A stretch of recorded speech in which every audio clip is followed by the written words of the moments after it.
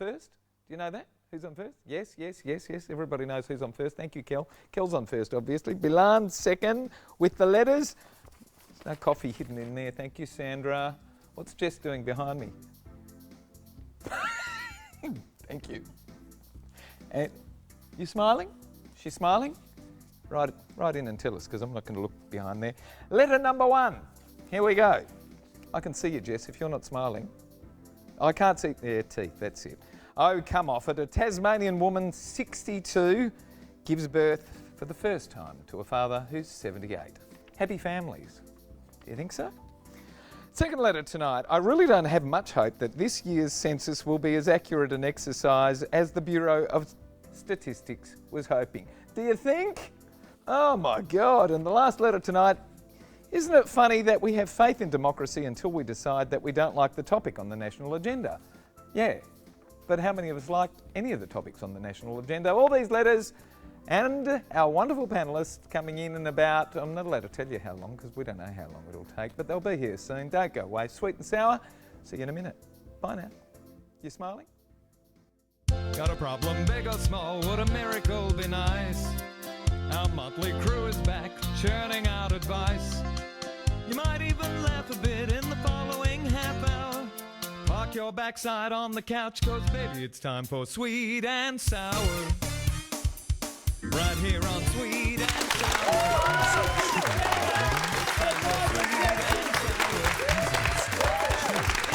Good evening, everyone. Lovely to have your company. Gary Mitchell with you for the next fun-filled half hour, hopefully, depending on the letters that you send to us. Who's up on the panel? First up, my mate. Hello, Glenn.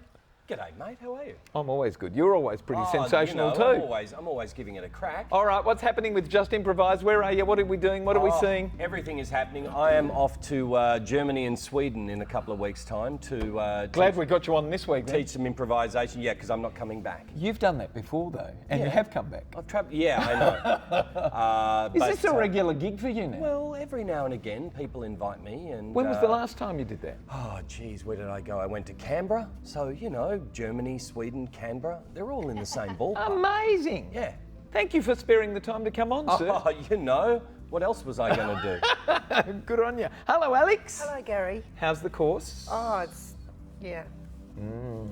You still haven't challenging. Managed to change the artwork on the back of the panels behind for us. What do you want? You tell me what you want and I'll paint. I've told you what I want. I'll paint it for you. You haven't delivered? You haven't given it to me. What are we talking about now? Hello, Anita. Hello. How are you, hun? I'm good. What's happening? You've been away in the last Yes. few days since we saw No, you? I haven't been away. No. I wish I want to go back, but no. No?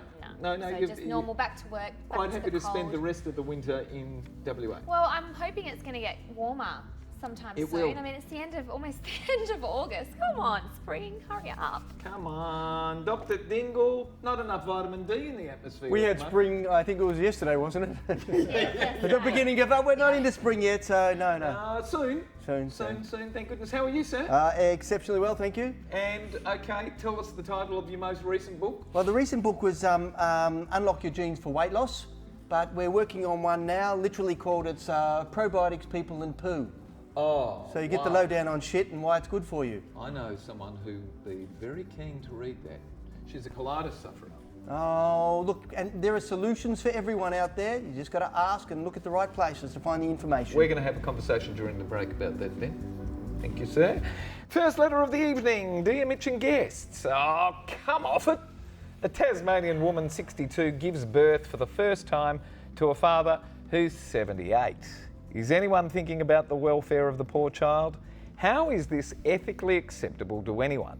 The dad at 78 is almost too old to be a granddad. How the hell is a 62-year-old body going to be able to cope with the horribly ultra-tiring feats of human endurance that baby rearing requires? More than that, it astounds me that at 62 she thinks that she's going to be able to recuperate in the normal sense after giving birth. Surely we now need to be legislating for the benefit of those yet to be born to extremely elderly parents. I can't understand how responsible, wise people, he said they're wise, would put their super selfish desires above every consideration for the well-being of a human being and that they wish to bring into the world. I hope they have a lot of money and will choose very young godparents because they will need to be the people who are ultimately looking after the child as it grows. How can we stop this obscenity, and why should these irresponsible people have the right to do this? Beatrice of Caulfield in Victoria. Pete, they talk about the rights of people to have kids. Well, look, I reckon this couple's must have been trying for a long time. Let's go, 78 and 62, how long? And there's an assumption in there. There's an assumption in there that it's planned. Now, clearly it's not planned. I mean, if you've been trying to, wow, hold on, and finally after 40 years of marriage, we're having a baby. So it's not planned. The other assumption is that, yeah, they're wise and they're intelligent and so on. But hey, forget that. No way should we start legislating. That's absolutely rubbish type stuff. Yeah. We have to get away from that stuff. We just, we're going to be legislating for everything about haircuts and hair and all those things sooner or later, so forget it. At the end of the day, this is not an obscenity, it's an accident of nature, if it's true. Is it true? If it's true, it's an accident of nature, and good on them. I know people in their 20s who probably don't have the energy of a 60-year-old and who are sicker than 60, so good on them. Give it a go, and let's hope we can all support them. Anita, I've got news for you, Pete. They paid for it. They left. Yeah. They left Australia, had it done, came back. Oh, yeah, that's yes. wrong. That's wrong. I'm sorry. I was about Why to is say. it wrong? No, I was about to say, how is that even physically possible? Well, we don't know. Because It's an experiment, really, for the rest of us. obviously, but it wasn't naturally conceived. So they've gone and had this done, which I think, look, there's a time and a place for everything in life. I think you've just crossed the line of time. But as horrible as that probably sounds. they don't fit into the norm. But this may well be But like the child. the norm what in about the 30 child years. 78 years old? We're living longer. No, come on. I don't Will like it. that But child be able to? But there may well be a situation where we actually shift. How physically well we are when we're starting Is to there a turn photo 100. of this woman? The life I've expectancy of got. males is 78. Yeah. 78. Something like that. So that guy's at He's best on got his- another 6 years, Exactly, and that poor child. statistically speaking. The father of Federation, 102. Henry Parkes, was 82 when he had his last child. 18 children too. Yeah, but was she 20? 18. His Probably partner at the 20. time, who was his cleaning woman, Yeah. His 15th Well, wife. was 18. There you go. That's all right. Alex. No, it's not all right. Does this stick in your throat? No, I just think good on her, she's 62, so what? What business is it of yours, If she wants to have a child, it's her prerogative, and you say you're calling her irresponsible, I know lots of irresponsible teenagers that have children that don't know how to look after those kids, and they give them to their parents who are in their 50s and 60s. So I think a 62-year-old woman having a child is none of your business. She wants the child, and so did the husband, gonna look after it. the father, and she will probably look after it. If you think the child will be 10 when she's 72, 20 when she's 82, responsible to look after himself, he'll be left everything parents give them. They have a lot of money. None of your business, and good on them. They did it because they had want a children, lot let them have of children. money. The kid's not going to go without, and there are obviously other people around who can catch after the parents they've got pass on. relatives So, and whatever. we're arguing perhaps without too much knowledge. Last word to a man who's very considered. Look, Gary, I think who are we to deny the love of two people regardless of age? And I also think that why would you deny a potential child of the world the wonderful experiences of being a child, of feeding your decrepit aged parents, of pushing them around in their wheelchairs, of helping them go to the toilet. Children deserve to have all of the wonderful experiences that are on offer to them, and I think go for it, you two, go for it. Have another 2 or 3. Let's see what we can do. Have another 2 or 3. When we come back, we're going to be talking about the topic that everybody's been talking about, right up to the Prime Minister, our census. Hasn't it been a wonderful experience for our national conversation? When we come back, the census. Don't go away. See you soon. Getting in touch with Sweet and Sour is easy. Just head to sweetandsour.net.au to send us a letter. And while you're there, why not check out our past episodes? Plus, don't forget to like us on Facebook and follow us on Twitter. And for a behind-the-scenes look at Sweet and Sour, check us out on Instagram. I don't know. And for everyone that does write into us and we discuss their letter on the panel, we're going to send you to the movies courtesy of our gorgeous Natalie Cameron and NRC Communications. There it is. That's the movie we're sending you to this week. The Boss is Back. David Brent, Life on the Road with Ricky Gervais, which is a spin-off of The Office. It is? Exciting. Exciting. Dear Mitch and panel. Okay, so we were filling out the census and argued all night about whether we should record our names. My wife was totally paranoid, and in the end, to actually get the thing finished and done, we had to listen to her. The kids, who are both teenagers, also argued most of the night that it's a draconian exercise and we shouldn't be participating at all. I managed to swing them around with an argument about the allocation of resources. I used the example of their grandparents who live in one of the few aged care centres located in a rural area and funded by the government. They understood. They're bright kids. What I couldn't manage to argue successfully was why names were important in the whole process. I just kept playing it down and saying that we have nothing to hide, but there was no rationale to be found in arguing for providing names. Does anyone actually have an argument supporting it?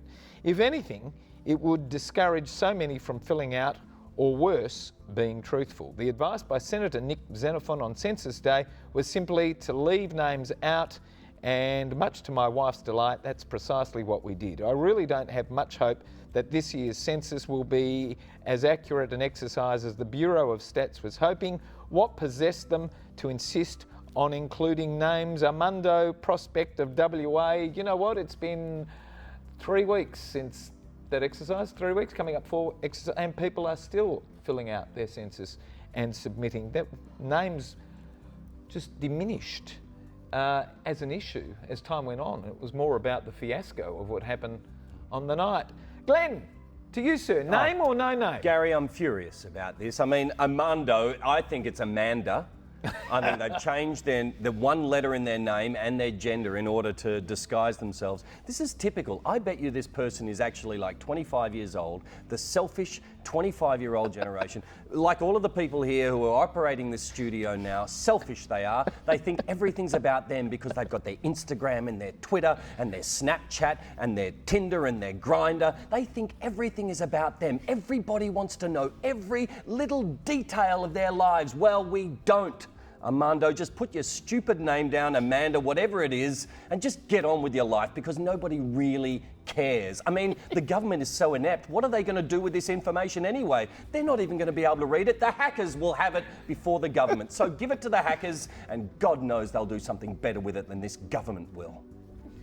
Alex, you found it very easy to complete your census? Oh, boy. I'm sorry, Alex. I'm livid. My gosh. Yeah, I just did it. Took me 10 minutes.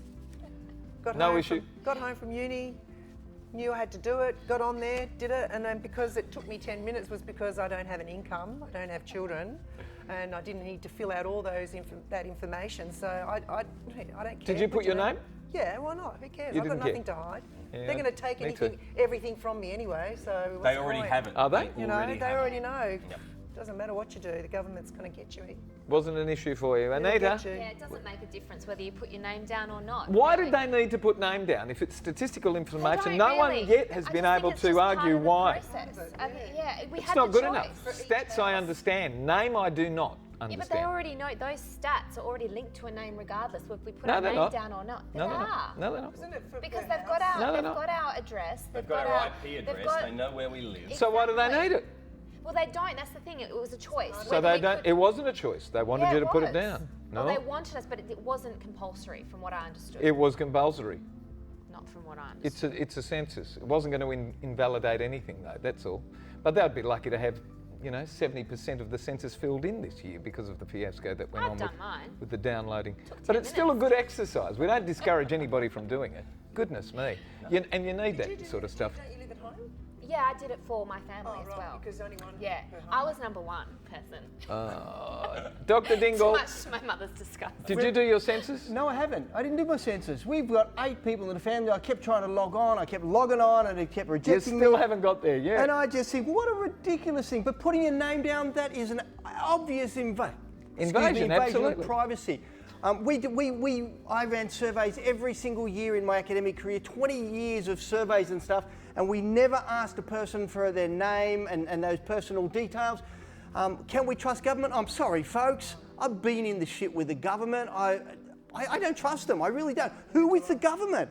But someone who's controlling the panel there decides to send it to someone, or as Glenn very eloquently put it, it's a hacker who gets the information because the government don't know what they're doing when it comes to the internet. It's run by idiots. Don't need it for that statistical information. It's not. Don't need it. Nobody else does I beg it. your pardon? Trump. We need an Australian When we come version. back, we're not talking about Trump. We're going to talk about whether we have a vote in the Australian Parliament or a referendum by all the people on you know what issue we're talking about. Don't go away. We'll see you very shortly. Anybody but a... You know, when I'm not here at Sweet and Sour, I like to watch documentaries. I was watching one about Father Christmas. And after Christmas, when they have the staff party, it's a little known fact that Father Christmas likes to do his favourite Elvis impersonation. Time for Sweet and Sour. Right here on Sweet and Sour. It's time for Sweet and Straight into our last letter, proud to vote. Hello, Australia, this one says. Isn't it funny that we have faith in democracy until we decide that we don't like the topic on the national agenda? It's like we're not allowed to have an opinion when the politically correct brigade has made the decision for everyone anyway. The Prime Minister, of whom I'm not a huge fan, has advocated a decision to hold a national vote on legalising gay marriage, and I'm looking forward to casting my vote in favour. My partner says that it will just be a vehicle to focus on the gay and lesbian community and can only result in long-term negativity. Well, I'm gay and I can't wait to vote and say yes. I'm proud of who and what I am. Yet there are so many who argue a political line against taking a national vote, just like Ireland did, and suggest this is a huge negative. It is not. Once the vote is won, the referendum day will go down in our history as a liberation day for my community. I'm going to proudly claim and celebrate forever that victory, as will the whole gay, lesbian and transgender community. Those who advocate fear, specifically the fear of being in focus, as the reason to simply push the vote to be had solely within the federal parliament, are trying to make the issue much smaller and achieve progress almost by stealth. They are the insecure negative ones. Progress can't be won anywhere by being scared. I'm calling on the whole Aussie community to come together, support the vote and win a magnificent victory for human rights in Australia. Please help prevent the scared and politically correct from ruining our Liberation Day. Ian of Northbridge in WA writes to us, Anita, yours is first. We either have a... He wants the referendum. He wants the referendum. He wants to vote for it. He wants to push it through. He wants to collect everybody together and charge through, and he wants to have it. Can't we just vote? Oh, but it's costing, like you said, 160 million. Costs 160 million to have That's ridiculous. No, can't we make a decision anyway? Like, Well, can't it just be passed? you've Or got to like- presume that- relationships are everyone should just have the right to be who and what they want to be. But What about those people who don't see it as you see it? well, they're not going to pass it because I believe in the referendum there will be the majority. I think that's why Malcolm Turnbull is wanting to push it, because I think the majority is going to be no, and then he's just going to be like, yep. Why is whatever. the majority going to be no? I just think that it's at the point where a lot of people want to accept it, but when it comes to putting it down on paper, sadly, we're not all yet ready to accept that. And it's just an easy way out for the government by holding that referendum. It's certainly an easy way out. And it's quite Is it the appropriate way disappointing. out? No, definitely not. It's not appropriate to hold a national vote. It's not. Well, I just think it's just not. They need to know if by holding a vote, and I think they know the numbers. They know roughly where it's going to be going before they Do you? actually. Yeah, they do. There's statistics and I don't know whether there's you do. numbers. I believe that they do, and I think, oh gee, we're at a so really good so point you think now. it won't win? I would like to think it would, but I don't think it will. I think the amount of people, especially I don't think there's enough So- people accepting it yet. So the reason that We're we're getting pushing there, it through the but it's Parliament too soon. is to get it through. Rather than have the national vote, we'd put it through the Parliament and that would be a better chance of getting it through. I Is think that what there you're just saying? needs to be more education and awareness to educate people in actually saying it is acceptable now. We're changing times and now we are turning. It's just not at the point yet. Pete? Look, you know, in a sense, I agree with a lot of what Anita said. At the end of the day, we put politicians in there to represent us. Unfortunately, they represent the parties and they ignore us. But Malcolm Turnbull and the top politicians up there are saying, well, we don't want to make the hard decision. We're going to pass it back.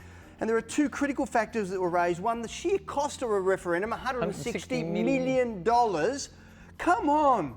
There are so many better places to spend that. Second of all, history tells us that referendums don't get up. It all comes down to the wording and the marketing around that.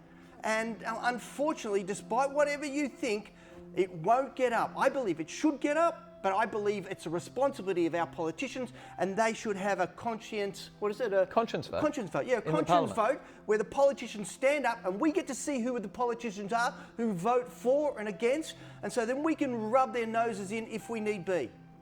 Pete, what will be the issue if we have a vote? What's the negativity in having a vote? You think we're risking a yes?